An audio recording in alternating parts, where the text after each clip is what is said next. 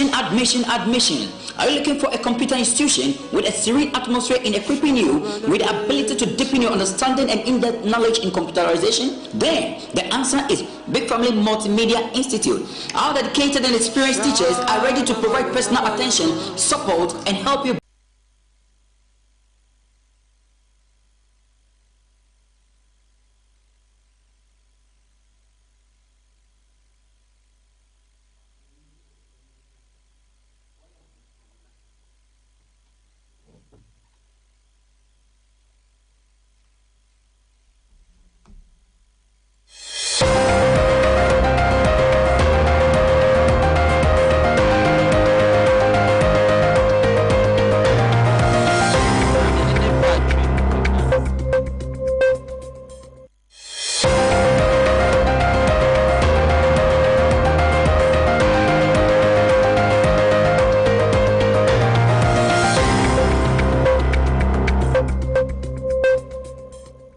Good evening. Welcome to News at 5 from the studios of Big Family Radio here in Accra. Coming up in the next 30 minutes. Parliamentary majority is won at the polling station not manufactured, Bawumia said. Bernard Mona to challenge High Court ruling at Supreme Court. In other stories, media coalition against illegal mining to take legal action against galamseyers who attack journalists. Ghana's stagnant oil sector. Government must act fast. Away from that story to international news. Investigate Labanja death rumor. Southeast group tells Nigerian government. Ignore sit-at-home order. IPOB tells Southeast resident. Zambian president sacked top judges who ruled in favor of his rival. 1 million people hit by flooding in South Sudan. Indonesia leader sworn in with largest cabinet decade. So want Korean troops to leave Russia immediately. Away from that story to entertainment. It's wrong to retire artist, Uta Kobe says. Nedwoko warns Regina Daniels about poor bedroom actions. We got details of these stories and many more, and this news is proudly sponsored by Big Family Multimedia Institute, BFM Store and Trustees Network Group. My name is Emmanuel Atta Kobina.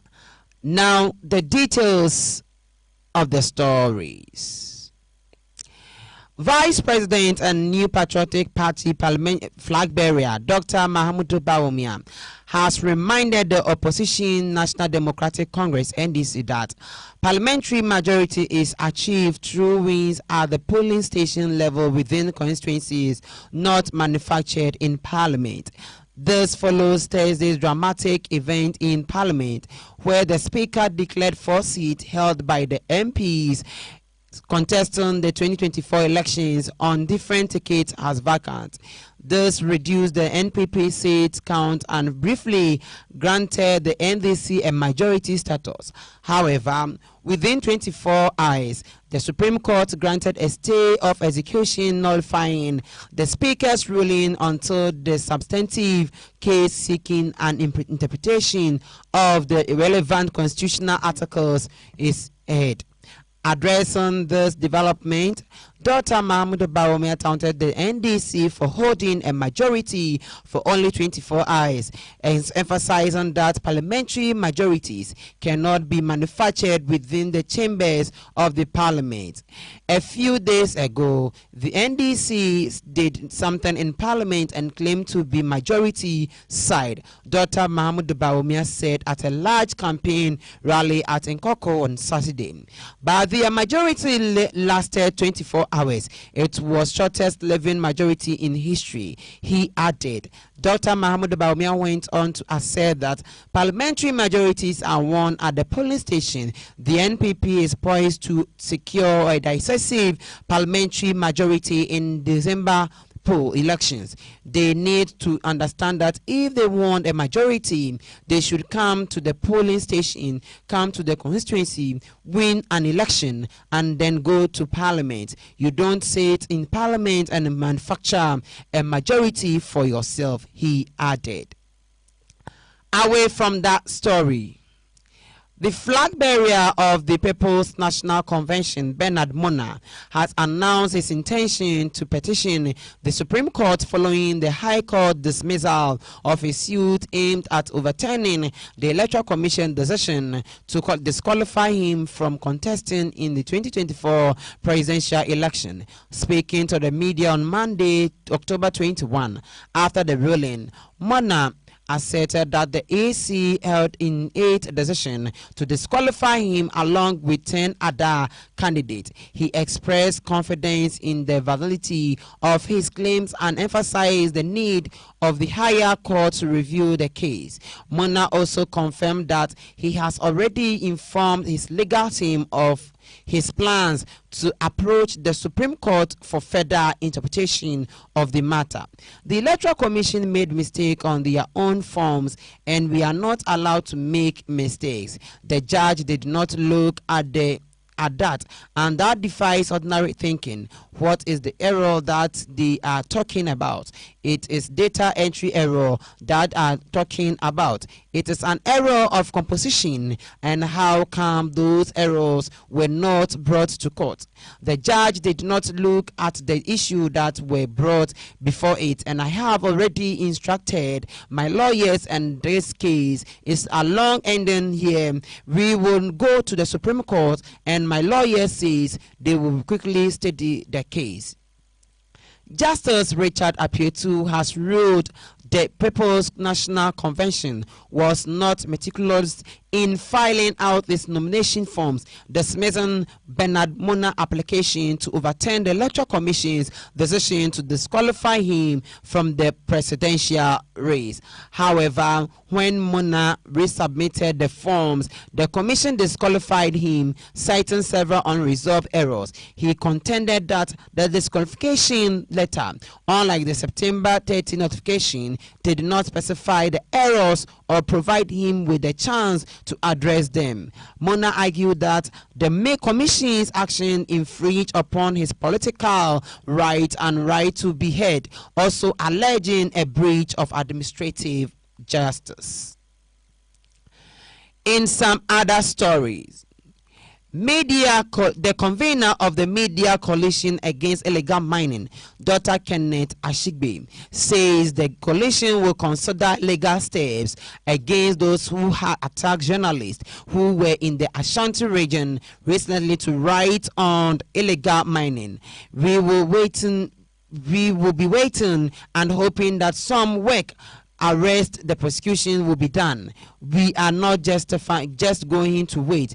We are also going to take steps. We ask the lawyers of the Media Coalition Against Galamsey to help us take all the steps that we need to take, he said on a Super Morning Show, October 21, 2024.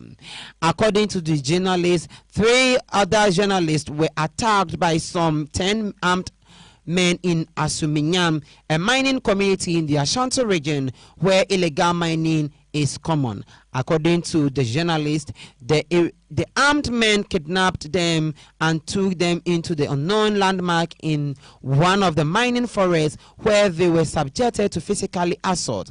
Ashigbe condemned that the act completely called for the arrest and prosecution of the perpetrators. The perpetrators were identified as workers of Eldementum Resources Limited, a mining firm in the community. However, they were invited by the police in the area, but they arrogantly refused to visit the police to help assist the investigation. Away from that story, when industries players in Ghana's energy sectors recently gathered under the guidance of the Public Interest and Accountability Committee (IPAC), PIAC and sustained nature of the country's oil production dominated the conversation. The nature's crude oil output has been steadily falling since the peak in 2019, when production hit 71.4 million barrels. Fast forward to 2023, and that number has dropped to 48.25 million barrels, an annual average decline of close to 10%. The decline, while troubling, is not entirely unexpected, with no new fields coming on stream since the peak output from the sector has been challenged. The Jubilee field, Ghana's first major offshore oil destroyer, in the 14th year of the expected 25-year production cycle, is now approaching its natural decline. Similarly, the 10, which is Trenebua Enyari Tomin field, which once promised to deliver 80,000 barrels per day, has been producing far below expectation at only 20,000 barrels per day due to the complexities within the field's reservoirs. However, there is silver lining. The 10 field is rich in gas, with only about 7% of gas resources tapped so far. This untapped potential offer hope for a future gains if strategic actions are taken. Moving on to another story.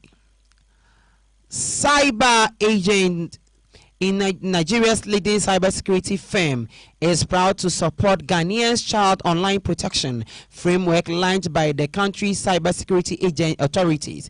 This initiative, unveiled by Samira Bawumia, the second lady of the Republic of Ghana, as part of the National Security Challenge 2024, aims to raise cybersecurity awareness among young people, focusing on students. Atta Omoshi, CEO of Cyber Variant Agent, highlighting the initiative importance, stating as more Ghanaians deepen their interaction on social media, expand e-commerce activities, and generally adopt Internet of Things to innovative and optimize enterprise, they are faced with increasing cybersecurity threats from cyber criminals seeking to instill and harm unsuspecting users. Since our establishment, Cyber Vigilance has led efforts to transform the cybersecurity landscape across Africa, operating in key markets such as Nigeria, Ghana, and with clients across Africa. Cyber Vigilance protect business and organizations from rising cybersecurity threats affecting an continent. This support demonstrates Cybervent alignment with the Ghanaian government exemplary quest to protect the young population from dark online exposure through education about digital security and equipping them with the skills needed to protect themselves, their identity, and virtual assets. Indeed, as the internet usage becomes increasingly widespread in daily life, the need to protect minors online has become critical. We take a commercial break. When we come back, we move on to international news.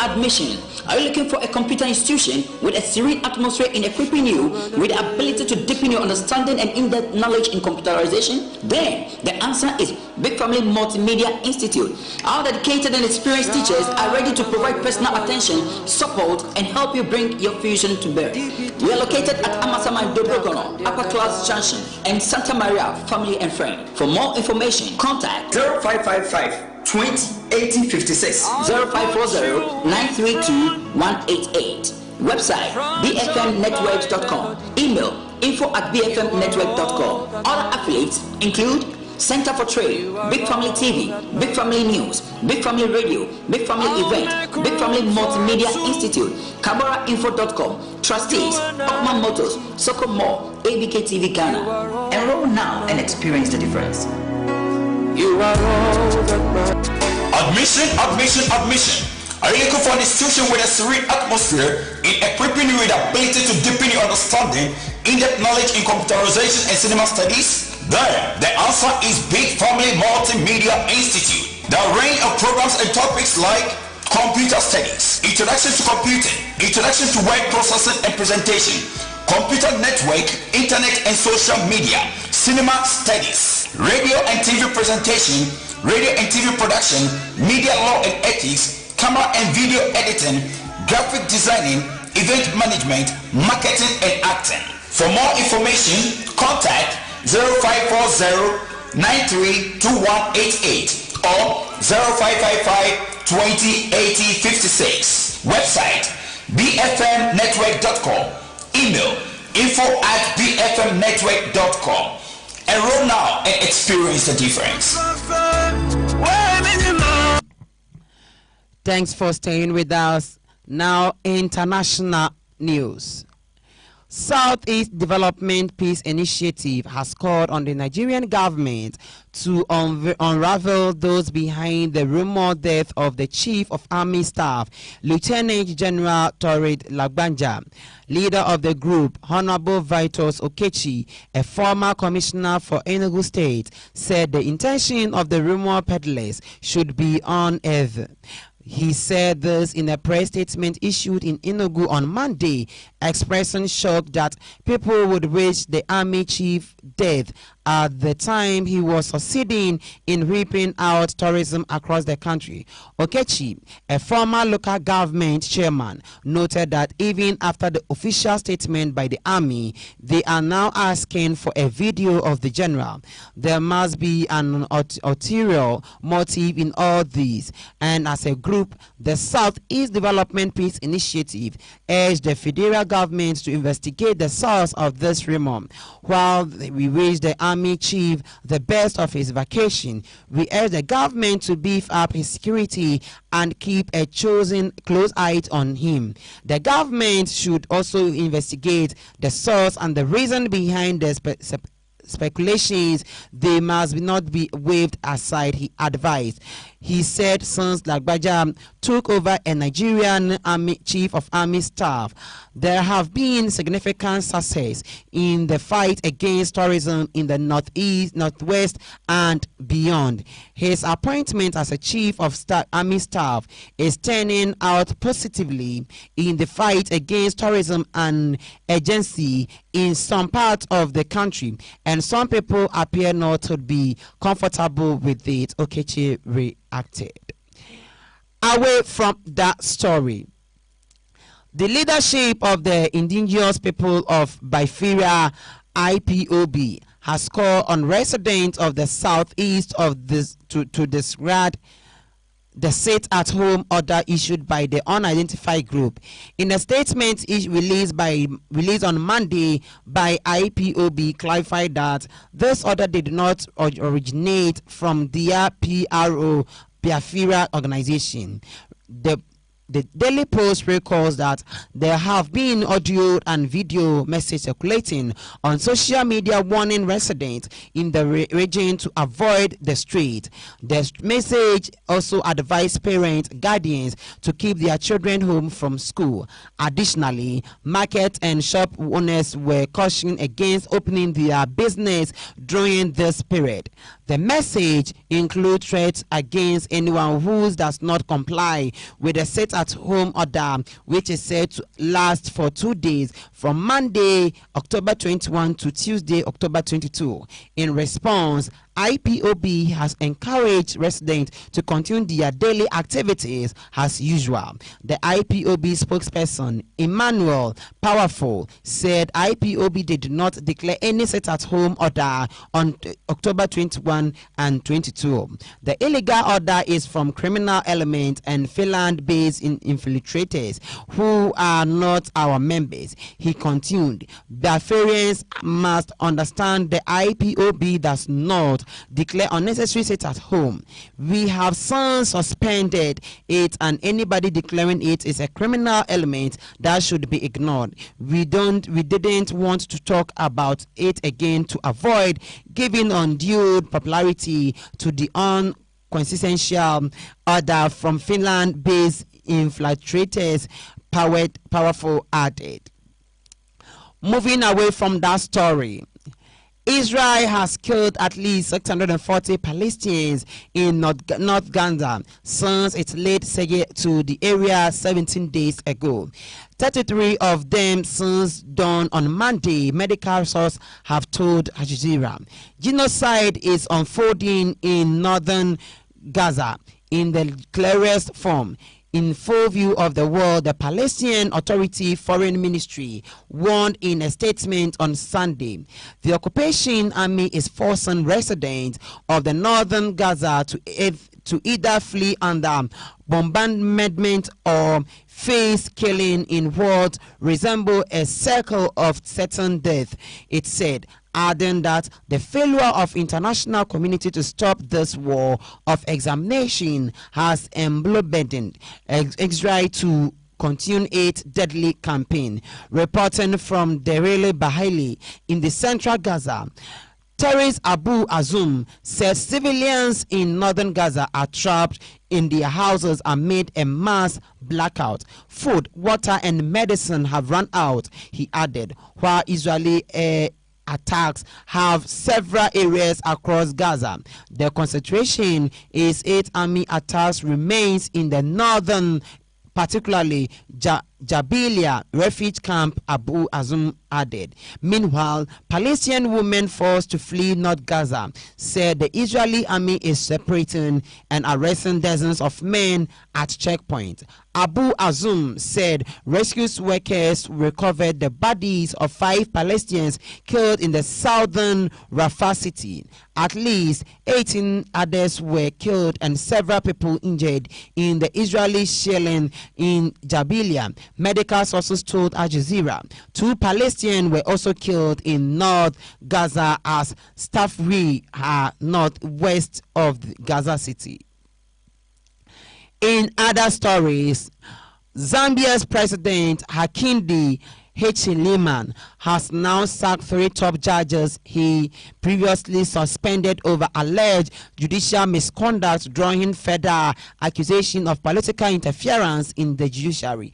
The 3 constitutional court judges presided over presidential petition in 2016 in which they dismissed Hichilema's challenge against the elections victory of former President Ndija Lunugu. They also took part in the controversial ruling allowing Enugu to stand in the 2021 election despite having twice served as Zambia's president. Their dismissal comes after they lost a court application for a review of judgment, a judicial panel decision recommending their suspension. On Sunday evening, a statement released by the presidency said they had been removed with immediate effect following a recommendation by the Judicial Complaint Commission. The removal of the judges is an exercise of the power vested in the president under the Zambian constitution, it said. The 3 judges, Justice Ani Staleli,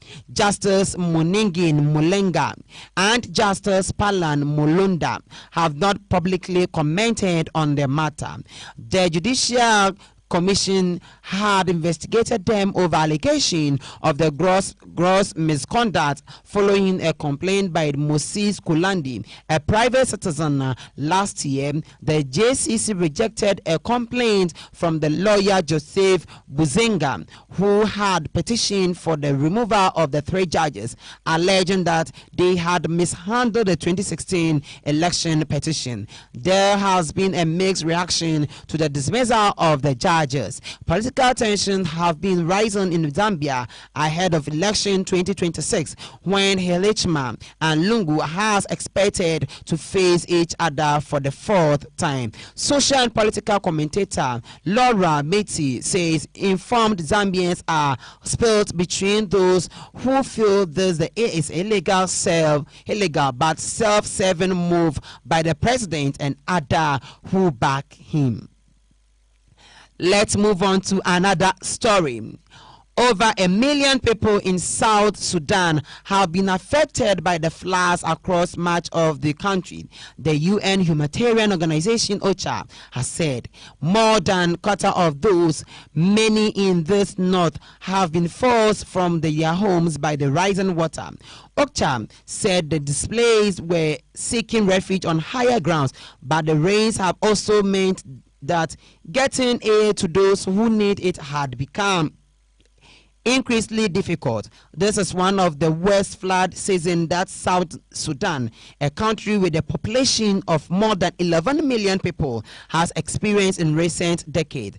In Pebble, in the east, 112,000 people have lost their homes, according to a government relief agency. Those who have fled to higher grounds don't even have food.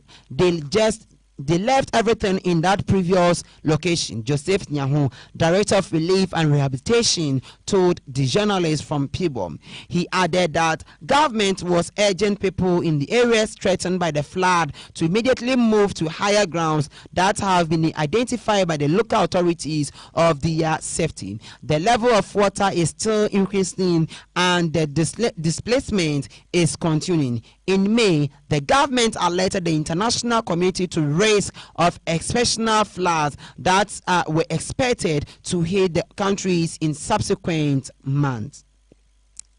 Let's move on to Indonesia. The former military general Prabowo Subianto has been sworn in as Indonesia president, as he announced the country's largest cabinet since 1960s.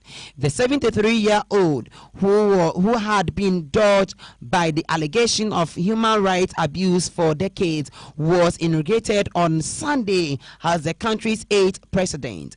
This spells end of an era under former leader Joko Widodo, known locally as Jokowi, who presided over a decade of economic growth and infrastructure development. Having failed twice to become president, Prabowo finally clawed his way to highest office after winning over 58% of the vote in February elections against two rivals. Prabowo was sworn in with his running mate Gibran Raka Jorekith Elestan. More than 30 leaders attended the inauguration, including British Foreign Minister David Lammy, Chinese Vice President Han Jingyan, Philippine President Fernand Marcos Jr. and Singapore's Prime Minister Lawrence Wong. He named 48 ministers and 58 vice ministers in his cabinet, compared with 34 ministers and 30 vice ministers under Jokowi. They were officially sworn in on Monday afternoon. Some observers believe Prabowo cabinet make up with 17 of the 48 ministers reappointed from Jokowi's cabinet was a political reward to his predecessor, whose tactics support is said to have propelled Prabowo's electoral victory.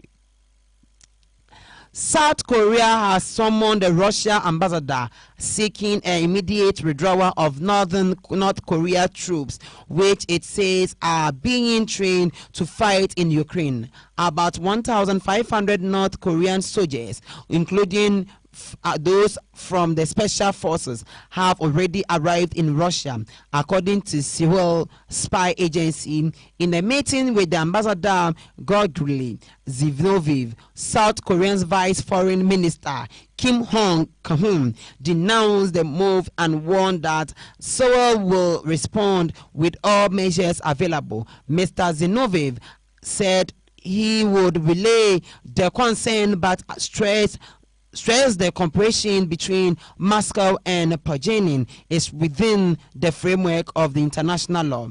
It is unclear what cooperation was referring to. The ambassador did not confirm allegation that North Korea has sent troops to fight with Russia's military. Later on Monday, Kremlin spokesperson Dmitry Peskov told reporters that cooperation between the two nations is not directed against third countries. He added it should not worry anymore. According to the Russian state news agency TASS, Pyongyang has not commented on the allegation. South Korea has long accused the North supplying weapons to Russia for use in the war against Ukraine, but it says the current situation has gone beyond the transfer of military materials.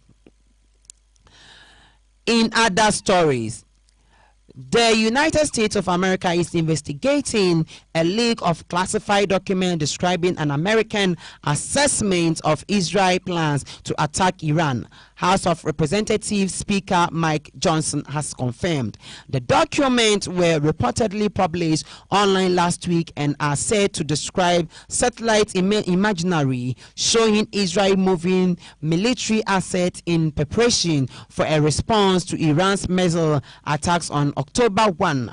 The document, marked top secret, were shareable within the Five Eyes intelligence alliance of the US, Britain, Canada, New Zealand, Australia, CBS, the BBC US partner reported. For weeks, Israel has been deciding how and when to respond to Iran's latest missile attack. Israel Defense Minister has warned it will be deadly, precise, and surprising. The two documents reportedly appear to be attributed to the U.S. National Geospatial Intelligence Agencies and National Security Agencies and were published on an Iranian-aligned Telegram account on Friday. Johnson, the highest-ranking member of the Congress, told the journalists on Sunday that the leak is very concerning. There is some serious allegation being made. There is an investigation underway, and I will get a briefing on that in a couple of hours, the Louisiana Republican lawmaker said. The Pentagon confirmed in a statement that it was aware of reports about the document but did not comment further. The U.S. agencies involved, as well as the Israeli government, have not publicly commented. Iran has played down the leak. Its foreign ministry spokesperson said the country was prepared to counter Israeli measures no matter what they were. In some other stories, Gaza's Hamas-run health ministry has said at least 87 were killed and more than 40 injured in Saturday Israeli air attack in the city of Beit Lahani in the north of the Palestinian enclave.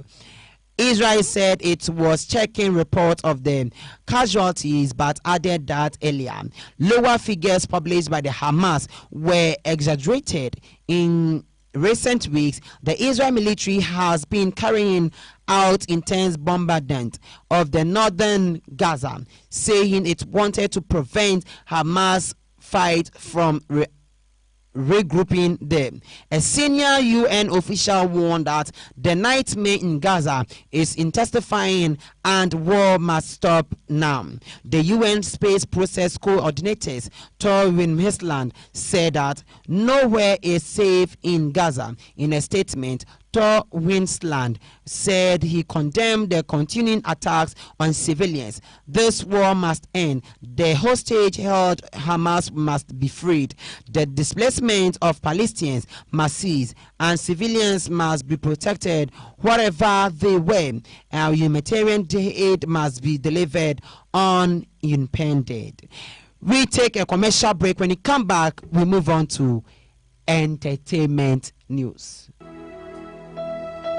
Admission, admission, admission. Are you looking for a computer institution with a serene atmosphere in equipping you with the ability to deepen your understanding and in-depth knowledge in computerization? Then the answer is Big Family Multimedia Institute. Our dedicated and experienced teachers are ready to provide personal attention, support, and help you bring your fusion to bear. We are located at Amasaman Dobrogono, Upper Class Junction, and Santa Maria Family and Friend. For more information, contact 0555 20 80 56 0540 932 188. Website bfmnetworks.com. Email info@bfmnetwork.com. Other affiliates include Center for Trade, Big Family TV, Big Family News, Big Family Radio, Big Family Event, Big Family Multimedia Institute, KabaraInfo.com, Trustees, Okman Motors, Soko Mall, ABK TV Ghana. Enroll now and experience the difference. You are all that matters. Welcome back from that commercial break. Thanks for staying with us. Now, some entertainment news. Nollywood actress Regina Daniels' billionaire's husband Ned Nwanko has cautioned her about wanton things harder in the bedroom. Screenshot posted on social media revealed a tender exchange between the couple, with Ned expressing concern for Regina's well-being and safety. The 60-year-old politician warned Regina during their personal conversation shared on social media by the actress. The screenshot shared by the actress to show how caring her husband is, generating criticism on the internet, with many users suggesting she should quit the union. In response to the backlash, Regina bragged about the billionaire's caring nature towards her and questioned people's outcry for her to leave her husband. The message read, 60-year-old and above 2 to 3 minutes. Know your limits and be okay with it. Forget harder. You are not in Olympic game. You can go and say goodbye and say you can go think say you they come back. In other stories, Ghanaian musician Kobi is convinced artists can flourish at any stage of their lives and therefore finds unacceptable to send them on early retirement. Most times, just because a musician has been in the system for long, Ghanaians will write them off and put them out of the work. And he thinks it is about time to stop it, put to that. Speaking in an interview with the media, Kobi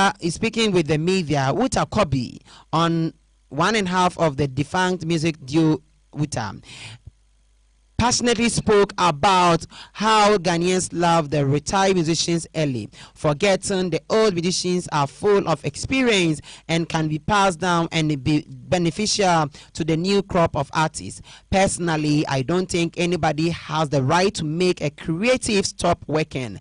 Artists should have a freedom to continue creating and performing as long as they want, regardless of age. The music profession has no age limit, like let's say sports, where an athlete, boxer or footballer retires due to an old age. The story is different with us. We have restrictions. Music is life. Music is with us from birth and will be with us till death. Recently, Yvonne Cha performed in Ghana, and you could tell the audience enjoy her performance. How long has she been doing music? But she still got what it takes to move an audience. Unfortunately, Ghanaians will write older artists off as if they don't have any good thing to offer again, he lamented. Kobi dropped a single, Dollar last month and is gearing up to release a new EP. According to him, the yet to be named EP will have 5 or 6 songs and will feature collaborations with Ghanaian artists. I am very hopeful an upcoming project will gain some good intention back home in Ghana. Great new music is coming. It's spiritual time for me, and I want to entreat everyone to make the project worldwide. And that's